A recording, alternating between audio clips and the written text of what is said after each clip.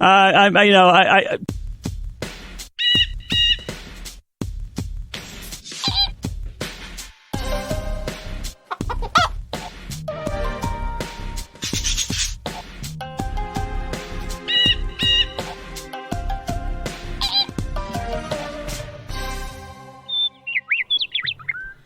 This is Winging It, the somewhat whimsical, certainly whirring, decidedly wonky, seldom weighty, endlessly well-intentioned, and wildly witty show about music, where one knows what's coming and the other doesn't.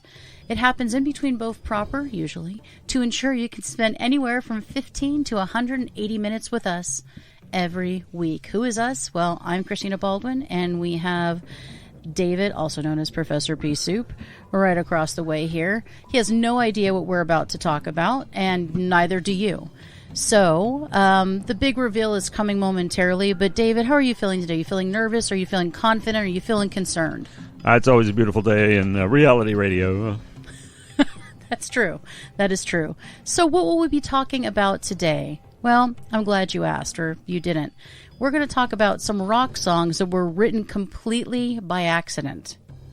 Interesting. Some of your favorite songs were an accident. I'm wondering how one writes a song by accident. That in itself is going to be pretty entertaining. It is going to be entertaining, and the first one that we're going to talk about is Whiter Shade of Pale by Procol Harum. So it's very interesting. So let's talk about this a little bit. So while A Whiter Shade of Pale sounds like it's been around since the beginning of time, the actual construction of the song came from the pianist screwing up his classical warm-ups. Going through the classic piece Air on the G string, Gary Booker talked about butchering the first few bars and not knowing where to go from there. He decided to just carry on and see where the music took him, using the opening chord as a kickoff point. He slowly turned the classic Bach piece into the great 60s anthem that we know today. Yeah, Whiter Shade of Pale is totally, there's almost no tweaking whatever done with Bach's Air on the G string, and it's gorgeous. It's so airy the way it's played, as it usually is. I mean, it's a fantastic piece. And the ever so enigmatic lyrics. That is true. That's true. I think that the lyrics likely came obviously quite a bit later. It's interesting, though, because Booker almost denies that he even wrote the song. He feels that it was rather him in the right place at the right time, and that anything could have happened. So he says it pays to learn from your influences, but in this case, getting halfway there may not be at all bad. Wow. So, that's interesting. So sometimes, as you know, as somebody who composes music, and I'm a lyricist, it's just one line and then you just go, right? Or it could be a note or a series of notes and then you don't know where you're going. And sometimes you're playing a song that you've been listening to your whole life and it takes you to that place. Yeah, and sometimes it's just a notion. Mm-hmm. It's like, okay, I was doing a song, and then there's a keyboard part. It's sort of like a Doors thing. Maybe why don't I do a Doors parody? And this one sounds a little bit like AC/DC, this little chord progression at the end. Why don't I do an AC/DC send-up? And sometimes it's just like that kind of shit. So Whiter Shade of Pale, though, is, because it is such a beautiful Bach piece that I had known previously, and all those... it's brilliantly. The vocal is great. Mm-hmm. It's a tremendous piece of music. So I think it deserves its, sort of iconic status. And I wouldn't have thought of it as an accident, even though it's. I'm sure he wasn't sitting there thinking, "What can I get from Bach and turn it into a pop song?" That's right. He leaves that to Eric Carmen, who snatched 2 hit single melodies from Sergei Rachmaninoff and didn't give the man a fucking dime. Okay. Oh, well, of course he was dead. He's dead. Yeah. Right. Under suspicious circumstances. Of course. Hopefully not possibly flayed. Yeah. That would be really bad. All right, and up next, Sweet Emotion by Aerosmith. This was an accident. So even when working in the studio, you always have those days where things just aren't coming together, right? I mean, we all have that. You can try whatever idea of a song and hope that it works, and you're not getting anything. Well, during the production of Toys in the Attic, producer Jack Douglas said that they needed another song and was wondering if anyone had any spare riffs. Well, Joe Perry had one. And Tom Hamilton introduced the iconic bass riff, which turned into the basis for Sweet Emotion. The lyrics seem to be made up on the spot, too, with Steven Tyler taking inspiration for the resentment that he felt toward Perry's girlfriend at the time. Wow.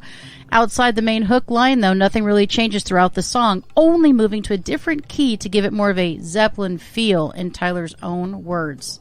Yeah, and a hella lead guitar outro from Joe Perry on that one. Holy shit. Absolutely. Yeah, I mean, it's a nasty song lyrically speaking, but I assume this is just a story that he's telling us about this low-life character and everything. It's just fun to listen to. It's a really kick-ass song. And the music, Tom Hamilton is actually behind a couple of their better songs. So, yeah, great work from both him and Steven Tyler on that. Absolutely. So, again, I can't imagine Sweet Emotion happening by accident, but it did. And a lot of things happen in just seconds when people are working on songs. You know, it can go from nothing to holy shit in a matter of seconds. So Sweet Emotion is a great song. And I, whether or not the lyrics are autobiographical, which I'm not sure they are, I love a good, compelling lyric, whether it's a fantastical story or something that seems totally feasible. I really like it. So I like going wherever the story takes me. Unless it's love in an elevator, then I'm fine. Well, you can't catch me because the rabbit done died. That's pretty nasty stuff. Well, I mean, there it goes. There it goes. Well, kicks ass though, motherfucker. It really does. It does kick ass. That's a great fucking song. So up next is Pour Some Sugar on Me by Def Leppard. Out of all the big budget productions to come out of 1980s, Def Leppard's Hysteria is probably one of the most expensive albums ever. Going through it all, the lads from Sheffield endured grueling sessions, juggled different producers, and even lost their drummer's arm before they had the product they were satisfied with. So, as you can imagine, their main hit, Pour Some Sugar on Me, took an astonishing 15 minutes to create. On one of their last days recording, Joe Elliott was working on the vocals for Armageddon when producer Mutt Lange decided to take a coffee break to clean the air.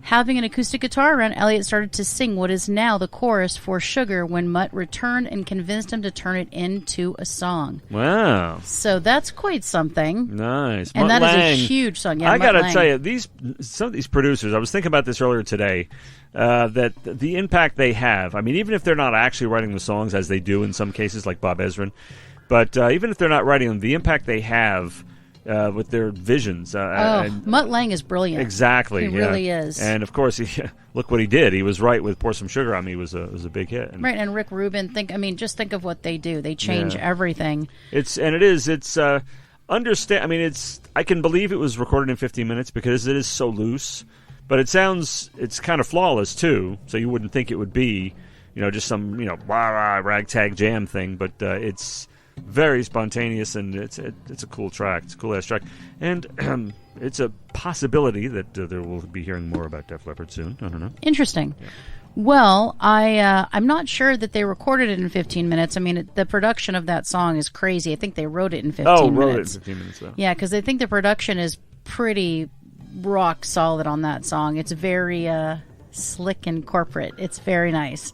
Not my favorite song by Def Leppard, but certainly one of the most popular and fun. But, that 15 minutes certainly yielded, I can't even imagine the amount of money they made off that song. So I guess the moral of the story is never underestimate the power of coffee, an acoustic guitar, and a good idea. Right, and your little, all you songwriters out there, who probably quite a few of you out there, you have your little pet, your little babies, your little thing, little ugly redheaded stepchild you think everybody hates. That's right. That you love it, though. And, that's right, you love it. Somebody out there comes along and says, hey, that's your next hit. That's right. Like Pete Townsend, there's an example right there. Talk about written by accident. It wasn't exactly written by accident, but Pinball Wizard, he wrote to pander, just to get the interest of some guy, a possible backer, financial promoter or something. Because he liked pinball, and he wrote that song, and he fucking hated it. And he brought it back to the band, and they played it, and they said, Pete, that's a hit. They convinced him it was a real hit song, And same thing with Def Leppard here. That little thing, yeah, do it. So good on you, Mutt Lange. Yeah, Mutt's brilliant. So I'm glad that Mutt was around at that moment. Okay, so next up is Red Hot Chili Peppers with Under the Bridge. Big, huge, monster fucking hit. Huge hit. I don't really understand why, but it was a huge hit. So, every band has that one moment where they've reached the point of no return. It could be an album, a song, or a show, but nothing is going to be the same after the world hears it, and that's what happened with Under the Bridge. So, When recording the album Blood Sugar Sex Magic, Rick Rubin began looking for songs and decided to go to Kiedis's house for ideas. Looking through every single lyrical scrap they could find, Rubin came upon a little poem that Anthony wrote but never intended for the Chili's, which became the first few lines of Under the Bridge. Not really feeling it would be right, Kiedis even advised him not to let the rest of the band hear it, thinking it would not have been right for them to make at the time. But once the band got a hold of it, they were in. So then was born Under the Bridge. I'm not a huge fan of them exactly, but it's a strong song. I kind of understand the appeal of it. I think it was well done. And I love the story of how it came about.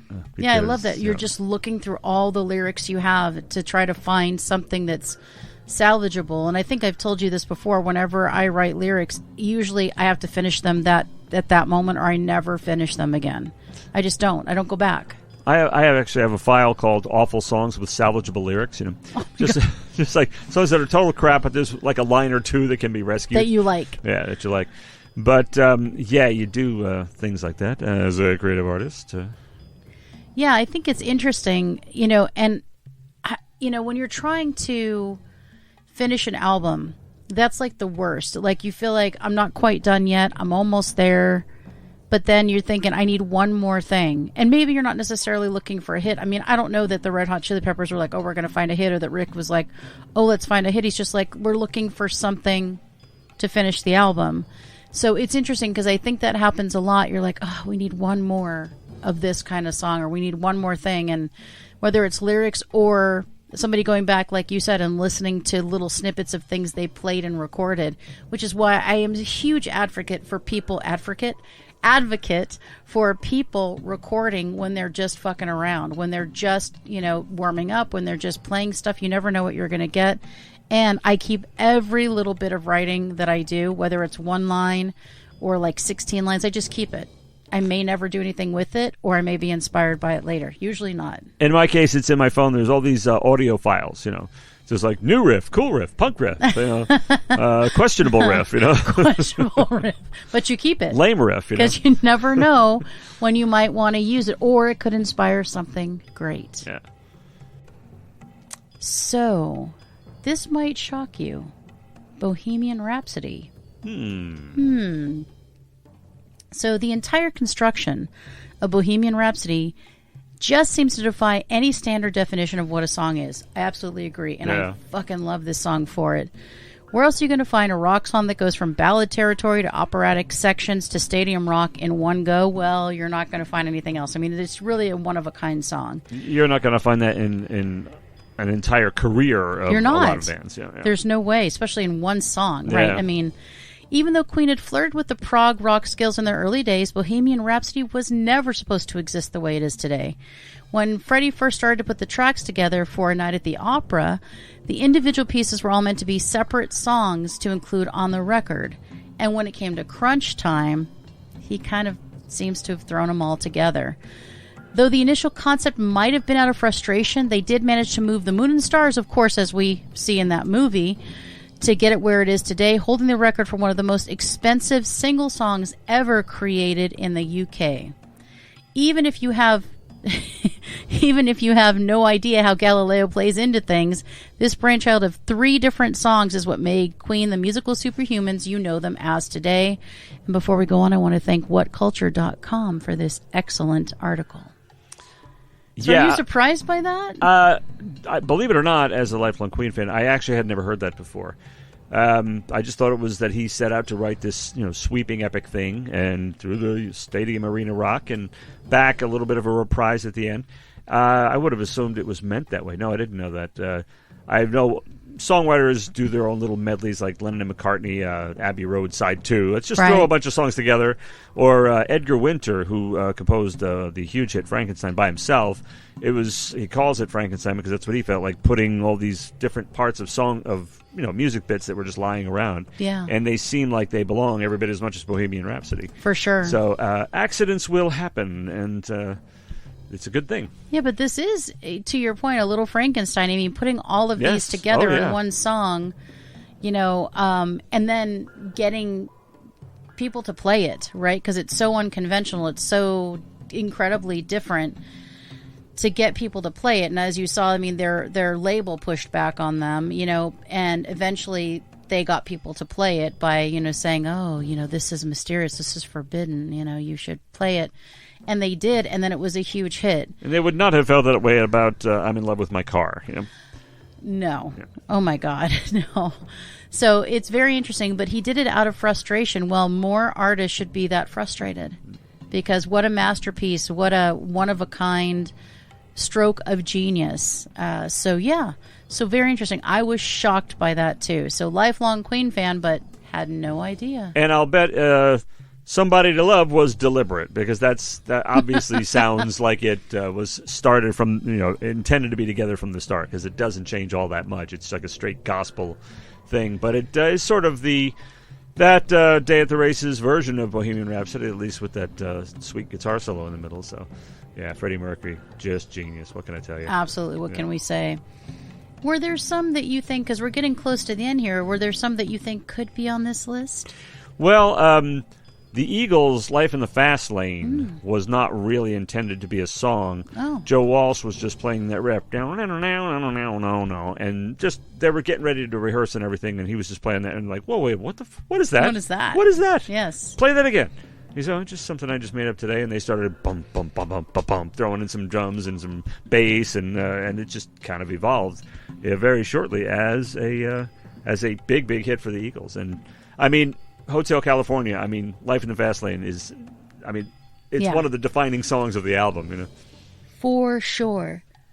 And I think it's interesting that it's kind of sort of on accident, and that's why, I always say, even if you don't think it's worth shit, you don't think it's good, just play it, especially if you're in a band. Just play it, because what if somebody else hears something in it? What if somebody else is moved by it? Even if they don't use it, what if the idea springboards something else? And again, this goes back to my original, very recent suggestion to record everything, even when you're just fucking around, because you never know what is going to do it. I hear Bruce play on the piano all the time, and I'm like, what was that? He's like, nothing. And I'm like, it needs to be something. What are you doing? And, you think you're going to remember it. You don't. You don't. Because you got a million pieces of music, coming up in your head. So there's... You need to record it. Even then, you'll be going like, how in the hell did I play that? Now, exactly. Or where'd that come from? Where'd those lyrics come from? Yeah. Exactly. All right, so this is the last one I'm going to talk about, but this one may be the most surprising to you, or maybe it won't be. Maybe you already know this as a fan of the Beatles. Perhaps you knew that Yesterday was written completely by accident. So out of all the rock classics of the 60s, Yesterday by the Beatles feels timeless. Of course, I think so. And it's been covered by nearly everyone in the free world. Although it was released on the Help album in 1965, Mecca had this arrangement as far back as 1963, but didn't think it was truly his. Rather than sit at the piano and sort it out, McCartney said that the tune for the song came to him in his sleep and drove him out of bed to create. Initially, Paul was even hesitating to show it to the rest of the band, thinking that he probably nicked the chords from one of the old jazz standards that his father used to play him. And that can happen, as we talked about earlier, too. But these were all his, and going to become one of the most memorable musical phases of the 20th century. Like it or not, that was an amazing dream. So... obviously, it was a complete accident. He woke up with it, had to get it out, and then almost didn't even show it to the band. Yeah. I can't even imagine. Yesterday is just one of those songs that just floors me every time. It's simple, it's beautiful, and it is absolutely timeless. Are you surprised? Yeah, actually. I only heard stories about he didn't know what lyrics to put to it, and he was calling it scrambled eggs and stuff like that, or something to that. Scrambled eggs. Yeah, that was a working thing just while he worked out the melody. But, there's so many progressions out there that have probably been repeated hundreds of times throughout history, and you made it up yourself, and it happens to match something else, but it's sheer coincidence, You got millions of people composing out there. They're going to come up with the same things. Agreed. So it was probably just an inspiration of his own. But the fact that he almost sat on it and kept it, took it to the I almost said took it to the grave. He's not even dead yet. Hard to believe we're talking about rock stars from the '60s who aren't dead. I know, right? He's actually thriving. He continues to just be amazing. Yes, yeah. When I'm 64, when I was 64 decades ago. When I was. That's right. Oh my gosh. So interesting. But if you were to ask him where he got it, he would say he has no clue. Just came to him in a dream, once upon a dream. Well, that brings us to the end of what I wanted to talk about today. Just some songs, not all. It's not exhaustive, but some songs that were written completely by accident. They didn't mean to. They weren't trying to. It wasn't supposed to. They didn't know it was going to happen. They almost sat on it. They almost didn't show anyone. Lyrics that were buried, melodies that may not have been shared, and it all came to be huge hits for these people. So moral of the story, again, is record everything you do, whether you're fucking around or not, whether it's a practice, record it, and fucking share it. and listen to people who tell you, that is great. Yes, definitely. It's like, oh, this is a piece of crap. Everybody goes, no, it's great. Believe them. Unless it's, I'm in love with my car. Okay. No. I love that song. It's just, don't. That's not a lead single, Definitely not a lead single, and I don't love that song. But anyway, all right, well, I guess since we are at another, we've brought another episode of Winging It to a close, that only leaves for you to say, let's fly this coop.